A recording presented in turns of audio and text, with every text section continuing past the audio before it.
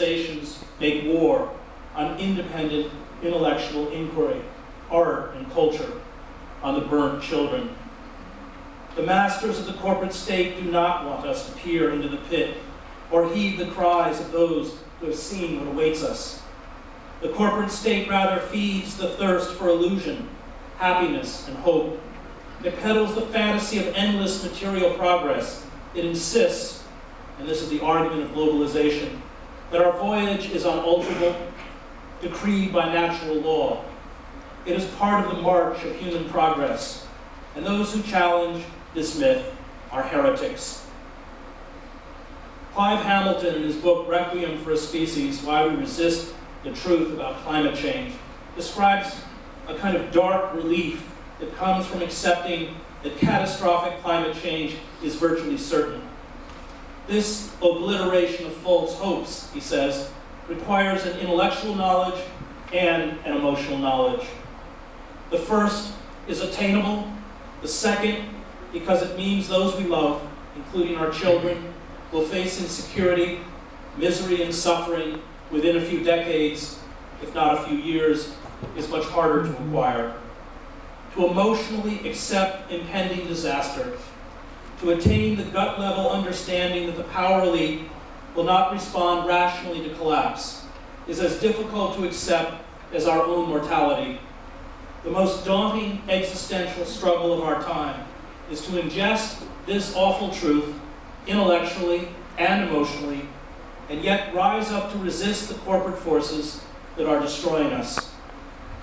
The human species, led by white Europeans and Euro-Americans, has been on a 500-year-long planet-wide rampage of conquering, plundering, looting, exploiting, and polluting the earth, as well as killing the indigenous communities that stood in the way. But the game is up. The technological and scientific forces that created a life of unparalleled luxury, as well as unrivaled military and economic power for a small global elite, are the forces that now doom us. The capitalist quest for ceaseless economic expansion has become a curse, a death sentence. But even as our economic and environmental systems unravel, after the hottest year in the contiguous 48 states since record-keeping began 107 years ago, we lack the vision and the courage to shut down the engines of global capitalism. Complex civilizations, as many anthropologists have observed, have a habit of ultimately destroying themselves. Joseph Tainter, in The Collapse of Complex Societies, Charles Redmond, in Human Impact on Ancient Environments, and Ronald Wright, in A Short History of Progress, have laid out the familiar patterns that lead to systems breakdown.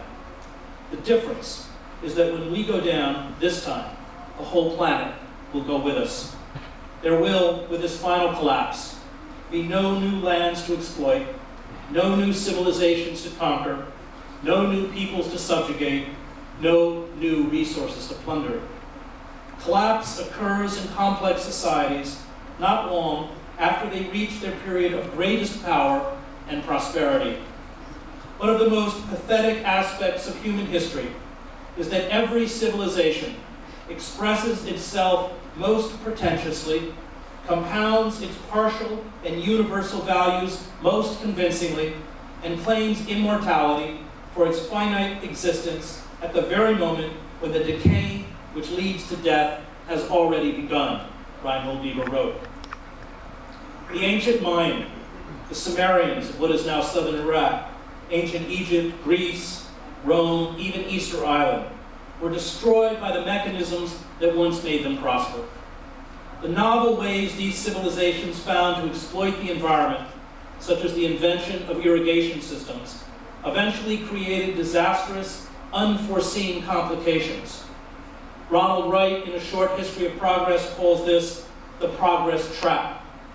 The Industrial Revolution created technological civilizations of such complexity and such dependence on ceaseless exploitation, Wright notes, that we do not know how to make do with less or reduce our demands on nature.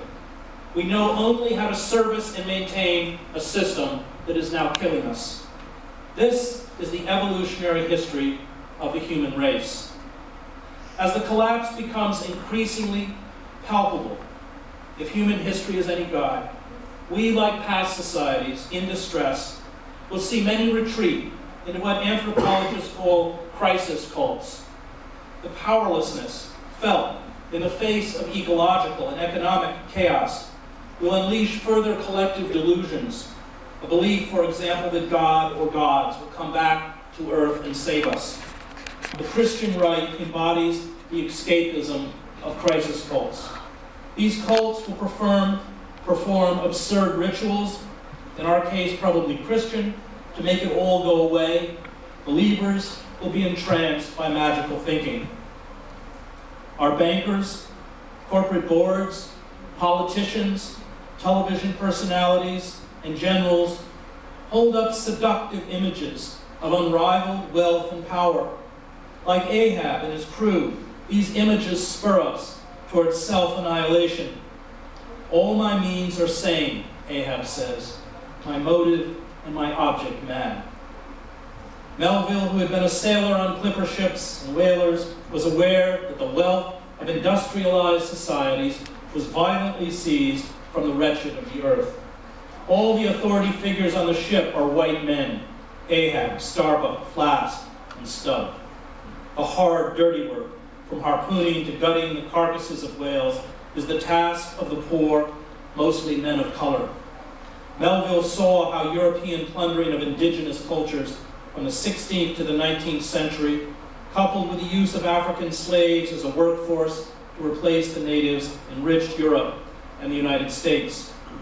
The Spanish conquest of the Americas set in motion 5 centuries of reckless economic and environmental plunder.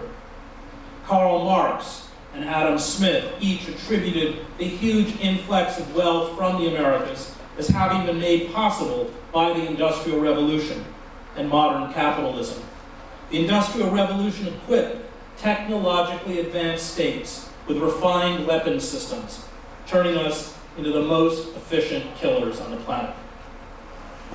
Ahab, when he first appears on the quarterdeck, after being in his captain for the first few days of the voyage, pulls out the doubloon, an extravagant gold coin, and promises it to the crew member who first spots the white whale.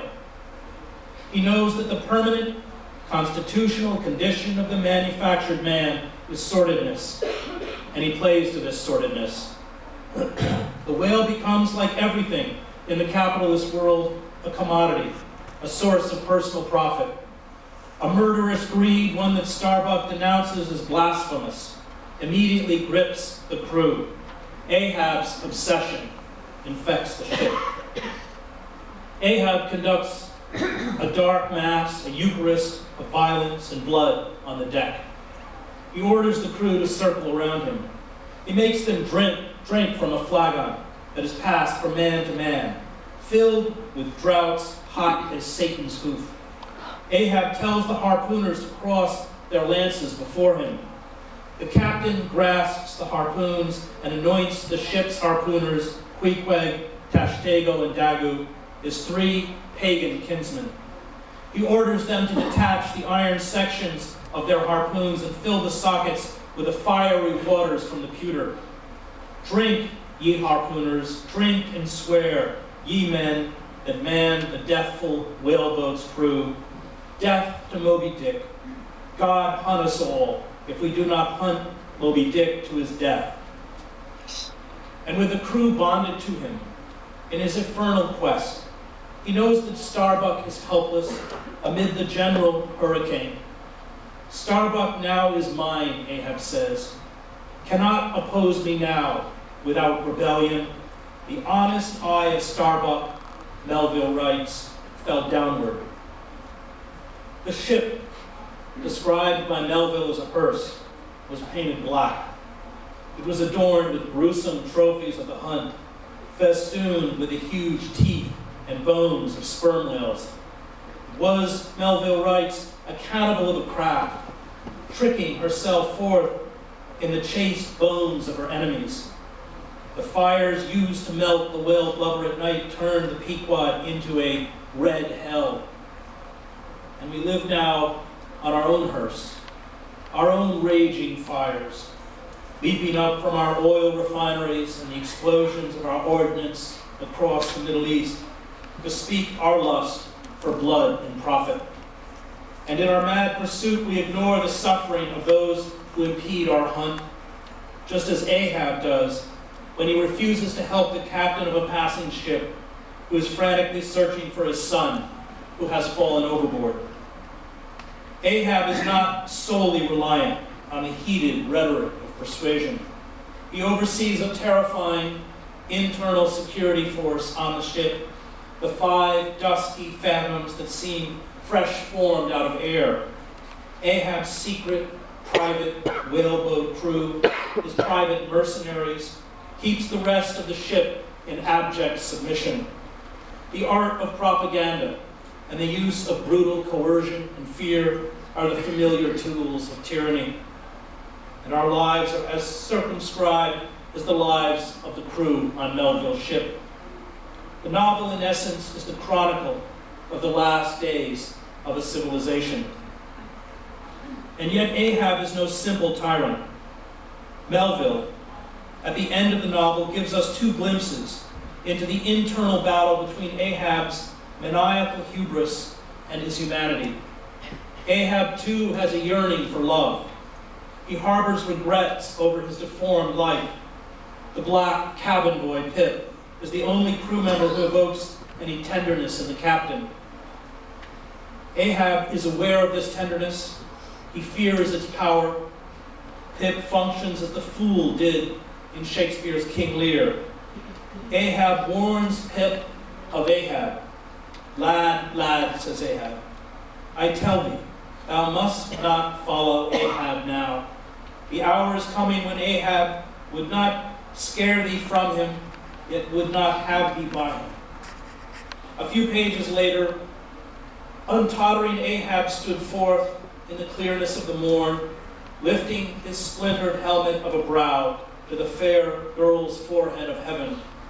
From beneath his slouched hat, Ahab dropped a tear into the sea, nor did all the Pacific contain such wealth as that one wee drop. Starbuck approaches him. Ahab, for the only time in the book, is vulnerable. He speaks to Starbuck of his 40 years on the pitiless sea, the desolation of solitude it has been.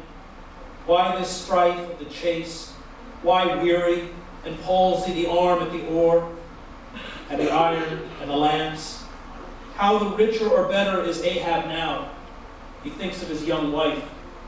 I widowed that poor girl when I married her, Starbuck, and of his little boy. About this time, yes, it is his noon nap now, the boy vivaciously wakes, sits up in bed, and his mother tells him of me, of cannibal old me, how I am abroad upon the deep, but will yet come back to dance with him again. Ahab's thirst for dominance, vengeance, and destruction, however, overpowers these faint regrets of lost love and thwarted compassion. Hatred wins. What is it, Ahab finally asks? What nameless, inscrutable, unearthly thing is it? What cozening hidden lord and master and cruel, remorseless emperor commands me that against all natural lovings and longings, I so keep pushing and crowding and jamming myself on all the time? Melville knew that physical courage and moral courage are distinct. One can be brave on a whaling ship or a battlefield, yet a coward before human evil. Starbuck elucidates this division. The first mate is tormented by his complicity in what he foresees as Ahab's impious end. Starbuck, while generally abiding firm in the conflict with seas or winds or whales or any of the ordinary irrational horrors of the world, it cannot withstand those more terrific, because spiritual terrors, which sometimes menace you from the concentrating brow, of an enraged and mighty man. Mutiny was the only salvation for the Pequod's crew. It is our only salvation, but moral cowardice turns us into hostages. I am reading and rereading the debates among some of the great radical thinkers of the 19th and 20th centuries about the mechanisms of social change. These debates were not academic. They were frantic searches for the triggers of revolt. Lenin placed his faith in a violent uprising, a professional, disciplined, revolutionary vanguard freed from moral constraints, and like Marx, in the inevitable emergence of the workers' state. Proudhon insisted that gradual change would be accomplished as enlightened workers took over production and educated and converted the rest of the proletariat. Bakunin predicted the catastrophic breakdown of the capitalist order, something we are likely to witness in our lifetime, and new autonomous worker federations rising up out of the chaos. Kropotkin, like Proudhon, believed in an evolutionary process that would hammer out a new society. Emma Goldman, along with Kropotkin, came to be very wary both of the efficacy of violence and the revolutionary potential of the masses. The mass, Goldman wrote bitterly toward the end of her life, echoing Marx, clings to its masters, loves the whip, and is the first to cry, "Crucify." The revolutionists of history counted on a mobilized base of enlightened industrial workers. The building blocks of revolt, they believed, relied on the tool of the general strike, the ability of workers to cripple the mechanisms of production. Strikes could be sustained with the support of political parties, strike funds, and union halls. Workers without these support mechanisms had to replicate the infrastructure of parties and unions if they wanted to put prolonged pressure on the bosses and the state. But now, with the decimation of the U.S. manufacturing base, along with the dismantling of our unions and opposition parties, we will have to search for different instruments of rebellion. We will have to develop a revolutionary theory that is not reliant on the industrial or agrarian muscle of workers. Most manufacturing jobs have disappeared, and of those that remain, few are unionized. Our family farms have been destroyed by agribusinesses. Monsanto and his Faustian counterparts on Wall Street rule. They are steadily poisoning our lives and rendering us powerless. The corporate leviathan, which is global, is freed from the constraints of a single nation state or government. Corporations are beyond regulation or control. Politicians are too anemic, or more often too corrupt, to stand in the way of the accelerating corporate destruction. This makes our struggle different from the revolutionary struggles in industrial societies in the past. Our revolt will look more like what erupted in less industrialized Slavic republics, Russia, Spain, and China, and uprisings led by disenfranchised rural and urban working class and peasantry in the liberation movements that swept through Africa and Latin America. The dispossessed working poor, along with unemployed college students and graduates, unemployed journalists, lawyers, and teachers, along with impoverished artists, will form our movement. And this is why the fight for a higher minimum wage is crucial to uniting service workers with the alienated college-educated sons and daughters of the declining middle class. Bakunin, unlike Marx, considered these déclassé intellectuals essential for successful revolt. It is not the poor who make revolutions. It is those who conclude that they will not be able, as they once expected, to rise economically and socially. Service workers and fast food workers know they are trapped, as does the swelling population of college graduates caught in a vice of low-paying jobs and obscene amounts of debt. These two groups, once united, will be our primary engines of revolt. Much of the urban poor has been crippled and in many cases broken by a rewriting of laws, especially drug laws, that has permitted courts, probation officers, parole boards, and police to randomly seize poor people of color, especially African American men, without just cause, and lock them in cages for years. In many of our most impoverished urban centers, our internal colonies, as Malcolm X called them, mobilization will be difficult. The urban poor are in chains, and those chains are being ready for the rest of us. Erica Chenoweth and Maria Steffen examined 100 years of violent and nonviolent resistant movements in their book, Why Civil Resistance Works. They concluded that nonviolent movements succeed twice as often as violent uprisings. Violent movements work primarily in civil wars or in ending foreign occupations, they found. Nonviolent movements appeal to those within the power structure, especially the police and civil servants, who are cognizant of the corruption and decadence of the power elite and are willing in the end to abandon them. And we need only 1 to 5% of the population actively working for the overthrow of a system, history has shown, to bring down even the most ruthless totalitarian structures. Rebellion works on 2 tracks: building alternative structures, such as public banks, to free ourselves from the control, and finding mechanisms to halt the machine. The most important impediment facing us now is not ideological, it is logistical.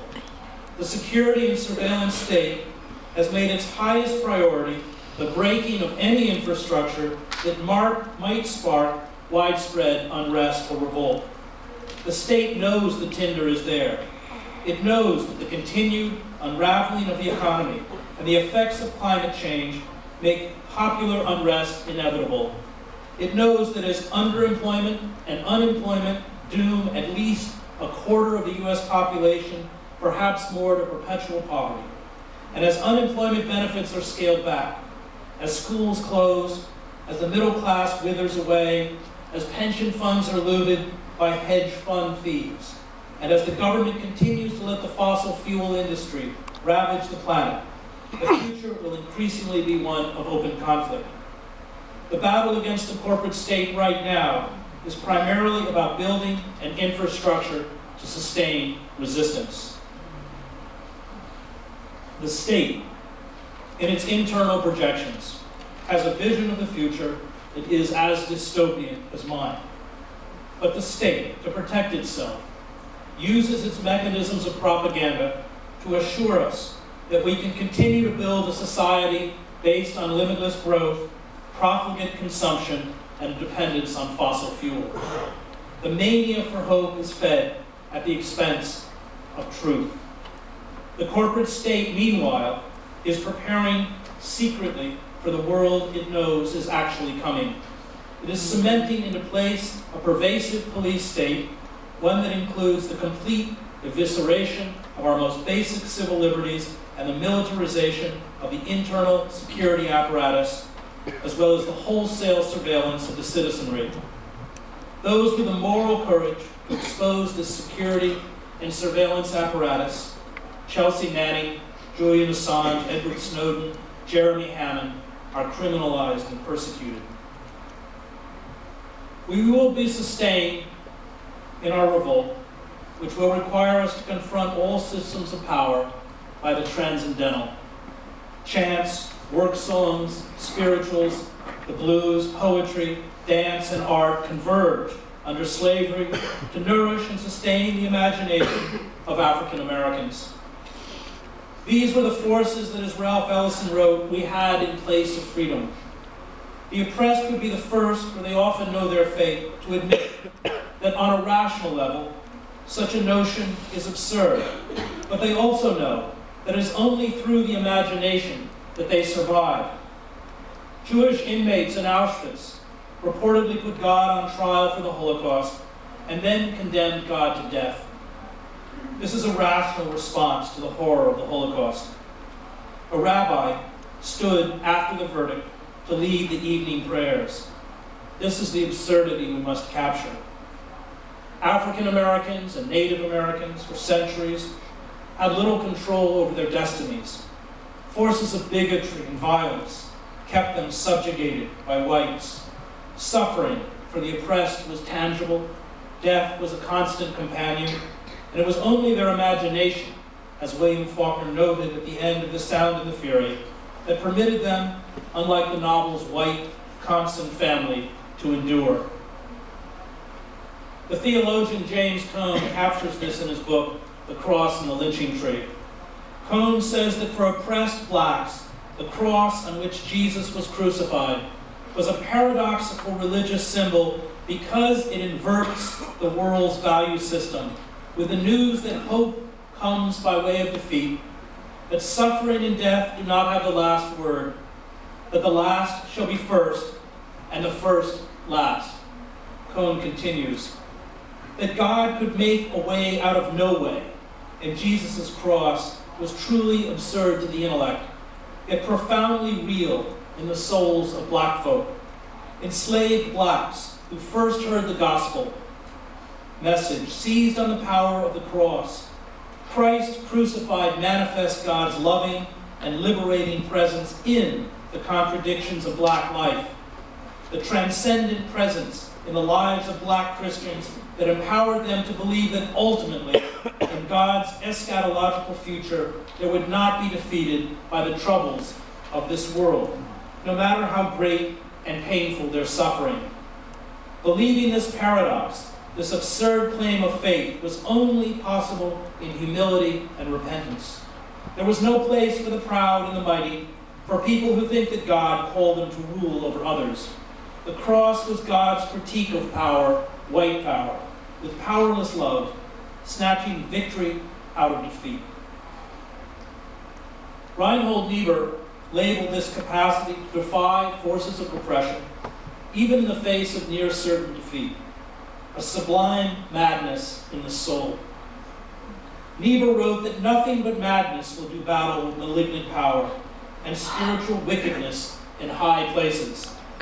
This sublime madness, as Niebuhr understood, is vital. Without it, truth is obscure. And Niebuhr also knew that traditional liberalism was a useless force in moments of extremity. Liberalism, Niebuhr said, lacks the spirit of enthusiasm, not to say fanaticism, which is so necessary to move the world out of its beaten tracks. It is too intellectual and too little emotional to be an effective force in history. The prophets in the Hebrew Bible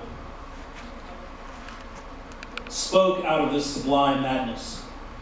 The words of the Hebrew prophets, as Abraham Heschel wrote, were a scream in the night. While the world is at ease and asleep, the prophet feels the blast from heaven. The prophet, because he or she saw and faced an unpleasant reality, was, Heschel said, compelled to proclaim the very opposite of what his or her heart expected. Rebellion is a moral imperative. It is to be carried out regardless of the possibilities of success. It is not for the practical or the timid. It is an act that is performed in the end because in times of despair and suffering, it affirms life. Primo Levi, in his memoir, Survival in Auschwitz, tells of teaching Italian to another inmate, Jean Samuel, in exchange for lessons in French. Levi recites to Samuel from memory Canto 26 of Dante's The Inferno.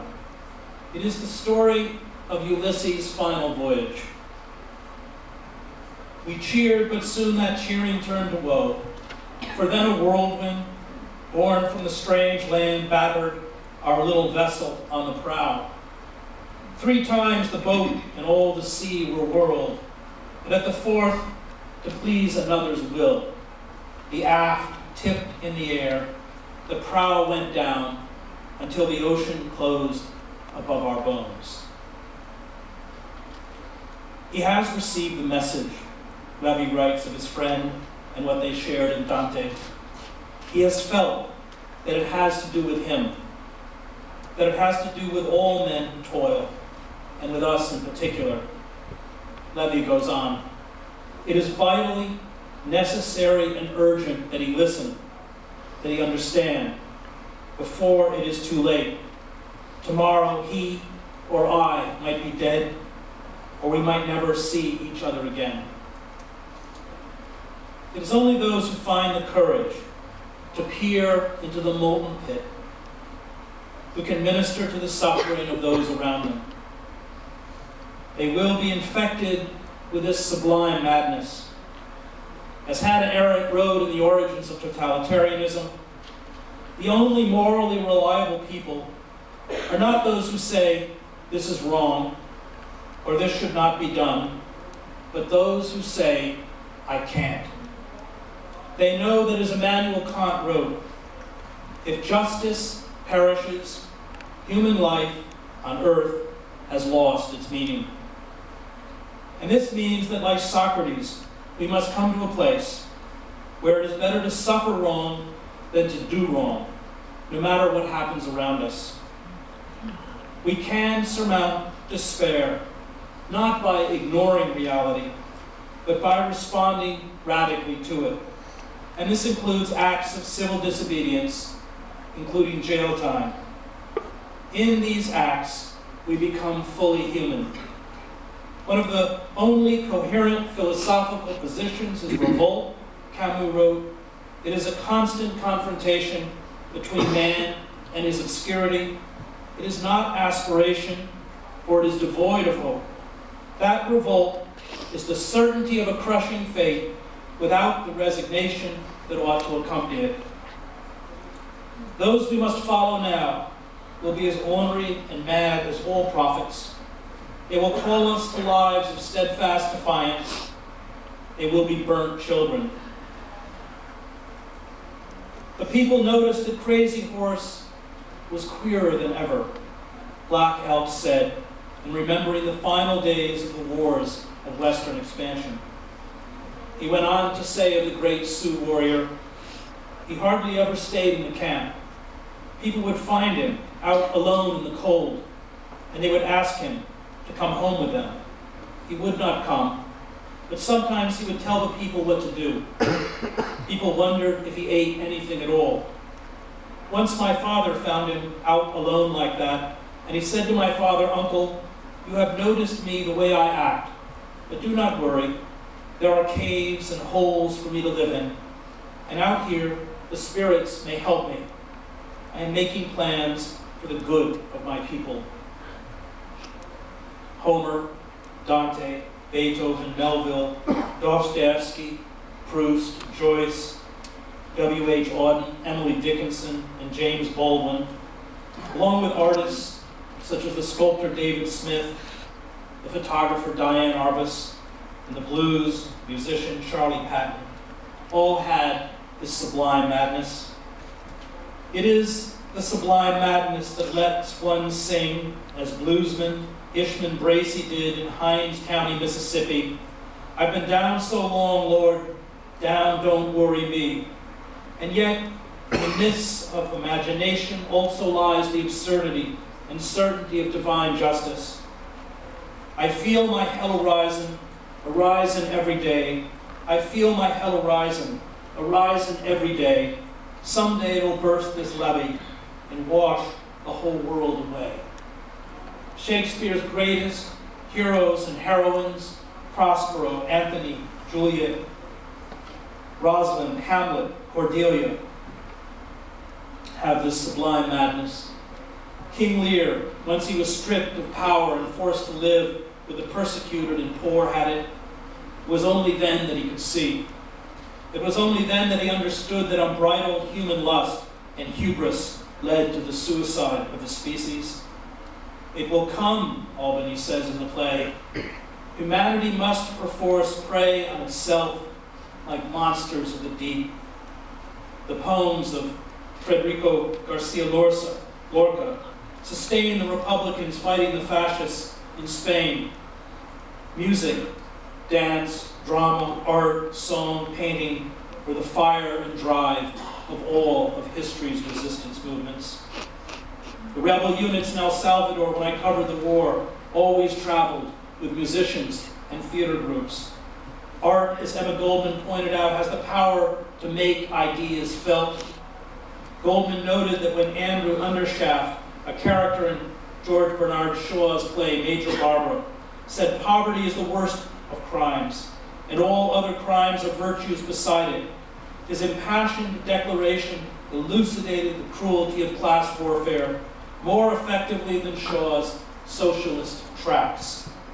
The degradation of education into vocational training for the corporate state, the destructions of the humanities, arts, and journalism, a hijacking of these disciplines by corporate sponsors, severs the population from understanding, self-actualization, and transcendence. In aesthetic terms, the corporate state seeks to crush beauty, truth, and imagination, and this is the war waged by all totalitarian systems.